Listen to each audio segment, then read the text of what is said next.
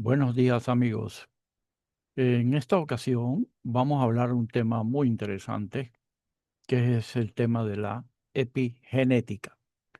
Dentro de este tema de epigenética vamos a ver el lenguaje oculto de los genes, ¿sí? Porque en los genes sí nos dan información, pero es una información que muchas veces no se ve, no se siente, ¿sí? Pero en definitiva, en alguna forma aparecen o surgen ese lenguaje. Ya vamos a ver cómo funciona esto de la epigenética. Recordemos que dentro del núcleo se encuentra el ADN, el ácido desoxirribonucleico. El núcleo está dentro o en el interior de la célula. Entonces, ese es el ADN en el interior del núcleo. Aquí tenemos la cadena de ADN, que es el ácido desoxirribonucleico, ¿sí? Con sus bases nitrogenadas, la citosina, guanina, adenina, timina. Esas son las bases del ADN. Y a un costado tenemos la cadena del ARN, el ácido ribonucleico, con sus bases nitrogenadas, que es la citosina, la guanina, adenina y el uracilo. Entonces, estas bases ARN y ADN tienen una función importantísima en la salud de las personas. ¿Cómo es la replicación del ADN? Lo voy a explicar con una analogía muy interesante. Imagine usted que usted tiene un vehículo que tiene que armar, porque solamente tiene las partes o las piezas de ese vehículo. Pero resulta que para armar ese vehículo usted necesita seguir unas instrucciones de ensamblaje, pero esas instrucciones están en alemán. Es más o menos así. El ADN contiene toda la información, ¿sí? El código genético del ser humano. Entonces, obviamente que ese manual hay que traducirlo. Entonces entra un proceso que se llama transcripción, ¿sí? Esa transcripción pasa mediante una enzima del ARN polimerasa. Comienza ese proceso de transcripción. Y usted necesitaría traducir ese manual del alemán al español para poder armar el vehículo. Entonces, esa es más o menos la función del ARN, ¿sí? Que transcribe esa información del ADN, la transcribe para que el ARN, mediante los ribosomas, entra el proceso que se llama transducción. Y de esa manera usted puede armar el vehículo una vez que traducido el libro al español. Entonces, el ARN en el proceso de transducción, ¿qué es lo que va a formar? Las proteínas, y esas proteínas obviamente que van a tener una función muy específica. Estas son las secuencias típicas del ADN, son 3.200 millones de bases nitrogenadas. Eso comprende aproximadamente, si quisiéramos escribir todas esas letras, comprende más o menos 910 volúmenes de libros en una biblioteca. Estas bases nitrogenadas son la adenina, timina, guanina y citosina. Eso es lo que significan cada una de esas letras. La molécula del ADN tiene toda la información genética del ser humano y de otros seres vivos, en el que está compactado dentro de lo que se llama los cromosomas. Si nosotros estiramos el cromosoma, vamos a sacar toda esta lista de todo lo que es el ADN, ¿sí? Todo el cordón que se llamaría del ADN, que mide aproximadamente 2 metros de largo, con sus bases nitrogenadas. Vamos a ver el tamaño del genoma en distintos organismos. Entonces empezamos por un virus, un coronavirus, tiene 0,03 millones de pares de bases. Eso equivale más o menos a 16 páginas de un libro. Luego tenemos una bacteria, la Escherichia coli, que tiene 4,64 millones de pares de bases. Eso equivale más o menos a un volumen de libro de 270 páginas. Tenemos la levadura, la Saccharomyces cerevisiae, que es 12 millones de pares de base, y eso más o menos equivale a 5 volúmenes de un libro, ¿sí? De 270 páginas. Tenemos la planta Arabinopsis thaliana, que tiene 135 millones de pares de base, Eso equivale aproximadamente a 48 libros, 48 volúmenes de libros. Y finalmente el mamífero, el Homo sapiens, el ser humano, tiene 3.200 millones de pares de base. Eso equivale a 6.600 volúmenes de toda una biblioteca. Entonces, alguien preguntará, bueno, ¿eso es mucho o poquito? Bueno, no es ni mucho ni poquito, es lo que se necesita. El ser humano necesita esas 3.200 millones de pares de base para todas las funciones que comprende en el cuerpo humano. Sabemos que el gen es la unidad funcional de toda la información genética. Les decía que si nosotros estiramos los cromosomas, vamos a tener un cordón de genes de aproximadamente 2 metros de largo. Son de 30.000 a 32.000 genes, que equivalen a 3.200 millones de bases, de pares de bases nitrogenadas. Entonces, el ser humano tiene 23 pares de cromosomas que están organizados en 22 pares que son autosómicos, ¿sí? Que comprende todo lo que es la fisonomía de todo el cuerpo, y un par de, eh, de pares, un par sexual, que es en el hombre el XY y en la mujer el XX. Entonces, ahora sí, con estos conceptos fundamentales de genética, vamos a ver lo que es la epigenética. Este es un término que fue acuñado por Conrad Hall Waddington en 1942 y es para referirse al estudio que hay la interacción entre genes y el medio ambiente y que se produce en todos los organismos. Recordemos bien, es la interacción entre el ambiente y los genes, y esto se da en todos los organismos. Entonces, epigenética en la actualidad es un término para referirse al mecanismo que regula la expresión, óigase bien, la expresión de los genes sin la modificación de esta secuencia de ADN. Es decir, esta secuencia de bases nitrogenadas permanece intacta, no se mueve para nada. Esas son las bases nitrogenadas, ¿sí? Que es la secuencia de ADN. Eso no se mueve. Lo que hay es una expresión distinta en los genes, ¿sí? Debido a interacción, como les decía, con el medio ambiente, que lo vamos a ver más adelante, cómo funciona esto. Entonces, vamos a empezar con un pequeño ejemplo, ¿sí? Vamos a hablar de una analogía, la epigenética, y usando este pequeño texto o este pequeño párrafo de 2 líneas de la novela de García Márquez, Crónica de una muerte anunciada. Sí, este pequeño párrafo tiene un orden de letras que da una idea, que es el original de la novela. El día en que lo iban a matar, Santiago Nazar se levantó a las 5:30 de la mañana para esperar el buque en que llegaba el obispo. Esa es una idea que tiene el libro original. Si yo cojo esa idea y le hago transformaciones, ese día, sea al amanecer, para presenciar la llegada del obispo local, esto no dice nada. Esto es un párrafo cambiado que se ha trastornado totalmente y no dice nada. Eso podríamos hablar que es una mutación. Pero si hacemos lo siguiente, si el párrafo lo modificamos de otra manera, el día en que lo iban a matar, Santiago de Nazar se levantó a las 5:30 de la mañana para esperar el buque en que llegaba el obispo. Si observamos en este párrafo, hay cambios, hay una forma de expresarse distinta. Entonces vemos que matar no tiene la coma, se levantó, no tiene la tilde, las 5:30 está en letras, no en números, el obispo tiene doble S, entonces es una expresión distinta y por lo tanto eso es lo que llamamos epigenética. Entonces, la epigenética, en otras palabras, es la modulación de la expresión de nuestros genes en función de nuestro comportamiento, y esto tiene relación con 5 elementos que están constantemente conectados en la vida cotidiana.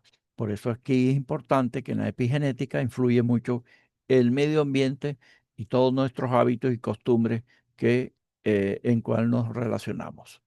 Entonces, los mecanismos epigenéticos se ven afectados por varios factores, ¿sí? Y estos factores son la alimentación, la actividad física inadecuada, el estrés, la contaminación y una red social amigable y familiar que nos hace felices. Todos estos factores y procesos pueden tener un efecto en la salud de las personas e influir en su salud, posiblemente resultando en enfermedades como el cáncer, enfermedades autoinmunes, trastornos mentales, diabetes, entre otras enfermedades. Entonces, esto es muy importante, que hay una expresión distinta de los genes que puede generar enfermedad, pero también puede generar salud. Entonces, en esta gráfica vemos los mecanismos epigenéticos. ¿Sí? El desarrollo en el útero, en la infancia, productos químicos, cuando la mujer se expone a productos químicos, fármacos, envejecimiento, dieta, etcétera. Entonces, ahí se asigna un grupo metilo, que es un grupo CH3, ¿sí? Eso se le llama metilación del ADN. Este grupo metilo se, se une a esta cadena de ADN, ¿sí? Que esto es un factor epigenético y está presente en algunas fuentes alimentarias y puede marcar el ADN y activar o reprimir genes.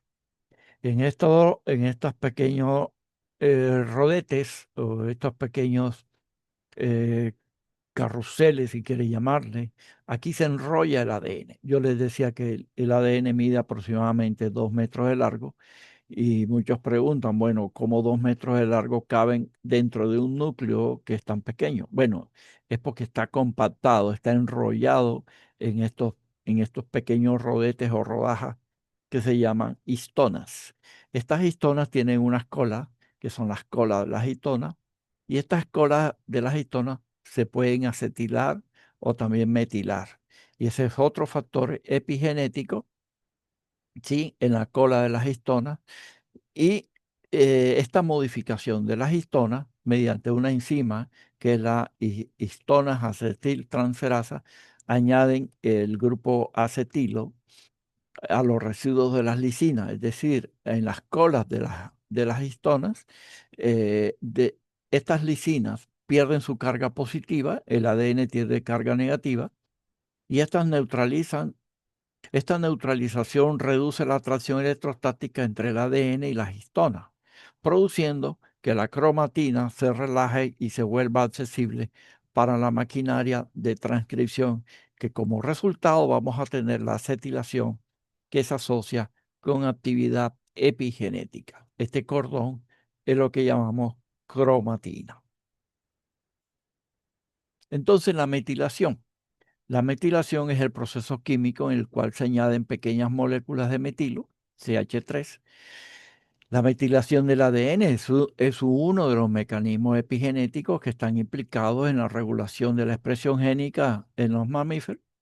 Es vital en el desarrollo embrionario y tiene un papel crítico en el silenciamiento de los genes específicos durante la diferenciación celular. La metilación es clave para el buen funcionamiento del ADN. Entonces, esa es la metilación, cuando se agregan grupos metilos en la cadena del ADN. Pero también existe la acetilación, las modificaciones de las histonas. Son principalmente metilación y acetilación de lisina, histidina o arginina, que son aminoácidos, así como las fosforilizaciones de las serinas. La metilación del ADN y las histonas hace que los nucleosomas, este grupo de histonas, se llama nucleosoma, se empaqueten firmemente. Entonces los factores de transcripción no pueden unirse al ADN y los genes no se expresan. Entonces, mientras esté compactada las histonas, ¿sí?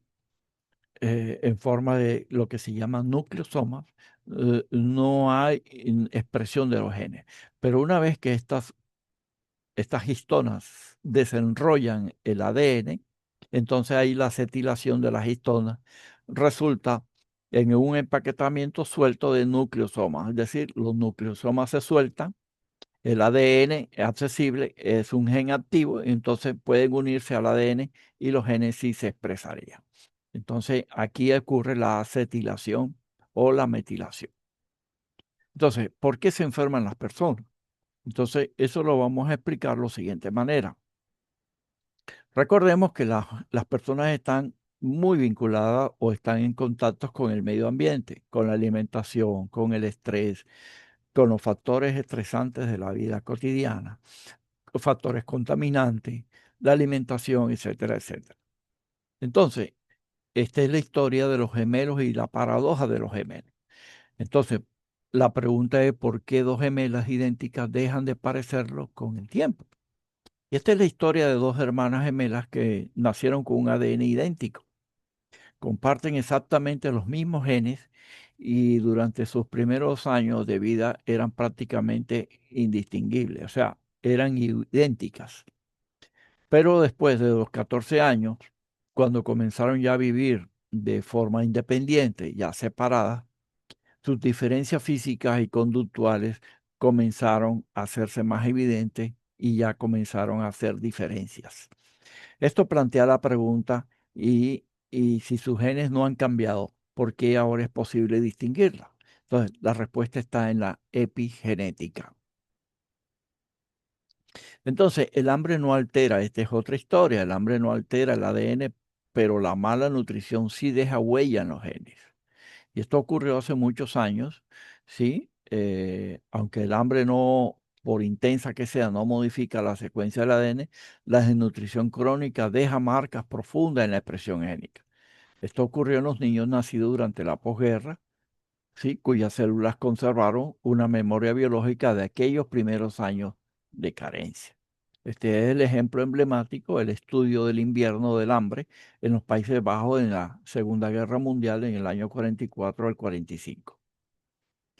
Cambios epigenéticos duraderos con efectos que incluso podrían transmitirse a futuras generaciones. Entonces ya vamos acercándonos a la realidad actual y ya hay evidencia científica creciente que respalda la idea de que los traumas vividos en los niños en contextos de guerra, como el caso de la guerra de Gaza o la guerra en Siria, sí pueden generar cambios epigenéticos duraderos. Entonces, aquí hay un estudio de psicología clínica que descubren un trauma heredado por la vía epigenética en refugiados sirios, ¿sí? 3 generaciones con una herencia invisible basada en el trauma de la guerra. Entonces ya vemos que ya hay estudios que ya van avanzando en este sentido sobre los cambios de las expresiones de los genes debido a traumas, en este caso de la guerra. Efectos de la malnutrición. O sea, la malnutrición no borra el ADN, pero sí puede alterar su expresión, óigase bien, la expresión y dejar huellas hereditarias. Si una mujer con mala nutrición severa logra un embarazo, esas marcas epigenéticas, producto de ese estrés nutricional, puede transmitirse al embrión, condicionando su desarrollo desde el inicio.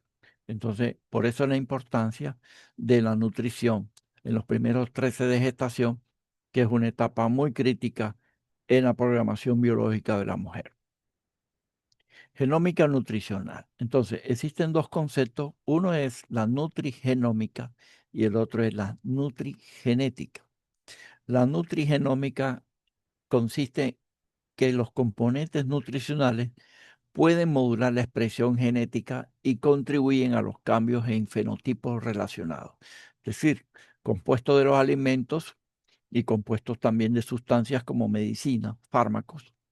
Y por el otro lado, la nutrigenética. En la nutrigenómica, los componentes de la dieta afectan la actividad de genes, proteínas y metabolitos. En cambio, la nutrigenética se refiere al perfil genético de cada individuo, es decir, los genes que cada individuo contiene, influye en la respuesta a los factores nutricionales con efectos sobre la absorción, el metabolismo o las respuestas tóxicas. Entonces aquí es cuando hablamos de las, por ejemplo, las intolerancias. Es decir, hay variaciones genéticas individuales que determinan la respuesta del organismo a diferentes alimentos o a patrones dietéticos. Entonces vienen que son dos conceptos muy relacionados, pero son distintos. El bifenol, esta es otra sustancia, el plástico que imita las hormonas, los estrógenos sintéticos de uso común. Cuando estos materiales se exponen a altas temperaturas, por ejemplo, al calentar los alimentos en recipientes plásticos, o cuando usted esteriliza los biberones para los niños, ese BPA, que es el bifenol, puede migrar hacia el contenido de los alimentos, aumentando la exposición humana. Entonces, este BPA actúa como un disruptor endocrino. Su estructura química es similar al estradiol, lo que le permite unirse a receptores estrogénicos. Entonces, esta interacción puede activar genes que normalmente están inactivos, alterando procesos como el desarrollo sexual, la fertilidad, el metabolismo o el sistema inmunológico. Entonces, por eso es importante pensar siempre en plásticos libres de bifenol A, porque estos bifenoles son estrogénicos, porque pueden influir en la producción de células grasas. Entonces, siempre se debe elegir plásticos libres de bifenol. Aplicaciones de la epigenética. La epigenética tiene grandes aplicaciones. Por ejemplo, frente al cáncer, en la hipo o hipermetilación, en el Alzheimer, enfermedades cardiovasculares, y cada vez se descubren más aplicaciones. Entonces, aquí hay algunas investigaciones. La edición epigenética en enfermedades crónicas, programando el destino celular sin alterar el ADN. Este es un estudio, ¿sí?, de una revista médica y enfermedades crónicas. Es una revisión sistemática de la epigenética y sus aplicaciones en la salud. Entonces, ¿de qué manera a través de la metilación yo puedo activar o desactivar genes? Entonces, yo puedo hacerlo como un ejemplo. Personas que tienen un marcador genético para un cáncer específico, cáncer de mama, por ejemplo, o cáncer de próstata, o enfermedad autoinmune. Entonces vamos a ver de aquí en adelante ya cómo ya entrando al aspecto nutricional. Entonces, todos los genes del genoma están regulados por marcas epigenéticas, al igual que un interruptor en el on prendido o el off apagado. Entonces, se pueden silenciar los genes o se pueden activar. Una persona puede sí o no presentar una enfermedad. Por ejemplo, si tengo antecedentes genéticos, de cáncer de colon o de cáncer de mama, yo puedo silenciar esos genes. Entonces, hoy en día, por eso hablamos de que no porque usted tenga eh, herencia de algún cáncer, no necesariamente usted debe tener ese cáncer. Eso dependerá de cómo usted se comporte en su vida cotidiana con los hábitos y la alimentación. Entonces, este es un estudio en Dinamarca que concluyó que los niños nacidos en verano sufren menos esquizofrenia que los nacidos en invierno. ¿Y por qué? Por la calidad de comida es peor en el invierno. Entonces aquí hay un ejemplo de este estudio. Aquí tenemos otros estudios. La temporada de nacimiento afecta el estado de ánimo en la vejez. Sugiere esta investigación del 2014 del Colegio Europeo de Neuropsicofarmacología. Las personas nacidas en determinadas épocas del año pueden tener mayores posibilidades de desarrollar ciertos tipos de temperamentos afectivos, lo que a su vez puede provocar trastornos en el estado de ánimo. Y este otro estudio, la estación de nacimiento puede tener efectos a largo plazo en la personalidad. Sugiere este estudio, que es un estudio que se hizo en ratones bebé. Aquí tenemos otro estudio realizado en Santa Marta, una ciudad de Colombia. ¿Sí? La existencia de un efecto estacional en los nacimientos de los pacientes que luego desarrollan esquizofrenia.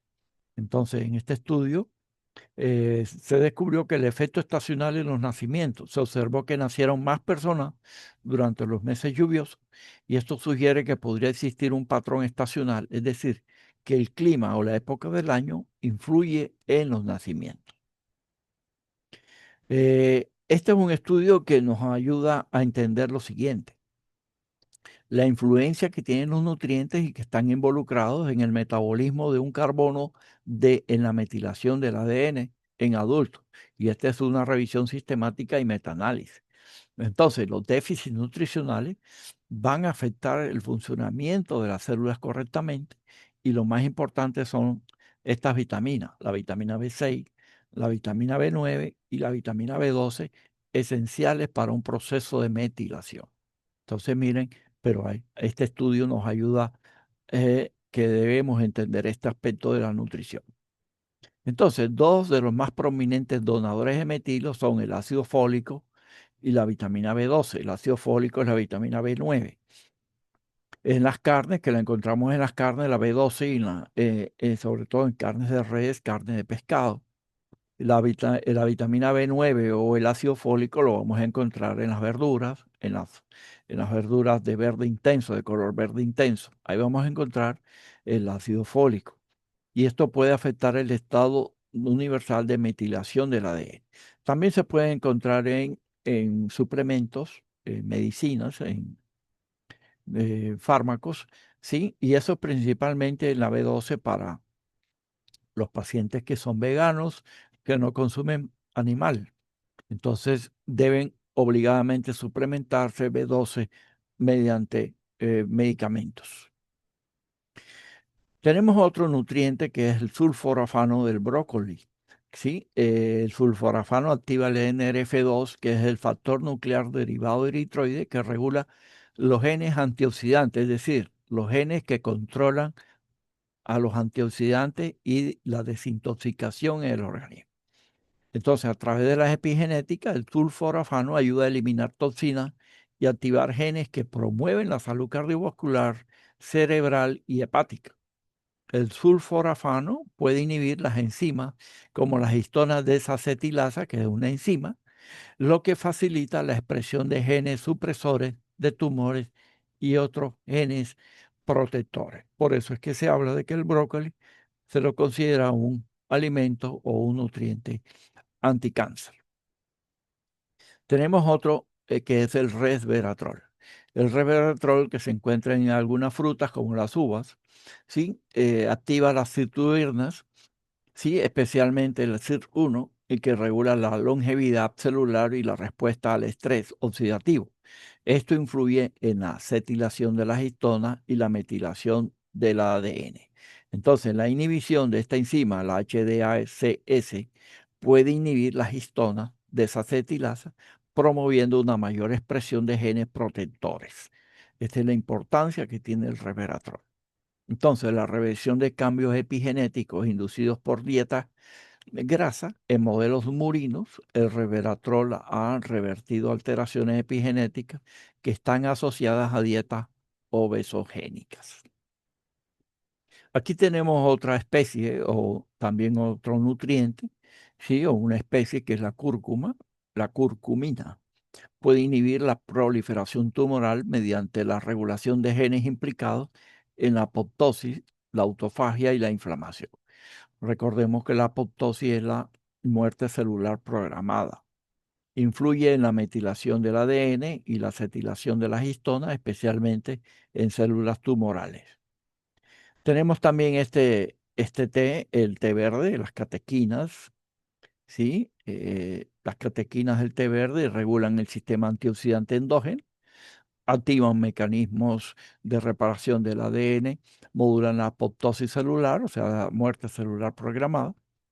La modulación epigenética en mujeres, se ha observado que el consumo de té verde puede inducir cambios epigenéticos relacionados con la reducción de estrógeno y la prevención de cáncer. Eh, el omega 3 y su impacto en el sistema inmune. Hay investigadores que han reportado que la suplementación materna de ácidos grasos poliinsaturados puede modular epigenéticamente la metilación del ADN y la homeostasis de estos linfocitos, los TH1 y TH2, en los recién nacidos, particularmente en aquellos hijos de madre fumadora, las cuales tienen una fuente importante de estrés oxidativo fetal. Tenemos la vitamina D, y que tiene receptores en todas las células. Todas las células del cuerpo humano tienen receptores para vitamina D, de ahí la importancia de esta vitamina. Tiene un papel que es la activación de por lo menos 100 genes, ¿sí? Algunos de ellos están relacionados con la prevención de enfermedades, y la vitamina D en la prevención y tratamiento de otras enfermedades como el cáncer y otras enfermedades autoinmunes, esclerosis, diabetes, que ya vamos a ver. Entonces, la longitud de los telómeros se relaciona con la cantidad de concentración de la vitamina D. Los telómeros son estos puntas o extremos de los cromosomas que se llaman telómeros, que en la medida que la persona avanza en edad, estos telómeros se van acortando. Entonces aquí participan muy bien los suplementos de vitamina D que muestran signos de protección contra el envejecimiento biológico. Entonces, aquí hay una revisión, investigación de los efectos sobre la epigenética y la regulación génica de la vitamina D. Aquí tenemos otra investigación de la deficiencia de vitamina D, tiene efectos sobre el estrés oxidativo, la epigenética, la regulación génica y el envejecimiento. Aquí está la vitamina D, participa en muchas enfermedades como la esclerosis múltiple, demencia, otras enfermedades neurológicas, las autoinmunes, la hipertensión, la enfermedad cardiovascular, la diabetes, psoriasis, enfermedades infecciosas, el asma, osteoporosis. Entonces miren la importancia que tiene la vitamina D hoy en día. La vitamina A tiene receptores en el ADN.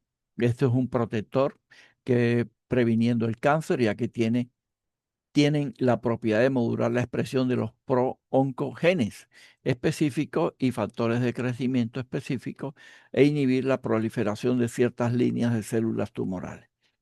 El beta-caroteno, y yo subrayo muy bien el beta-caroteno, que lo encontramos en la zanahoria, en el tomate, en duraznos, en pimientos amarillos.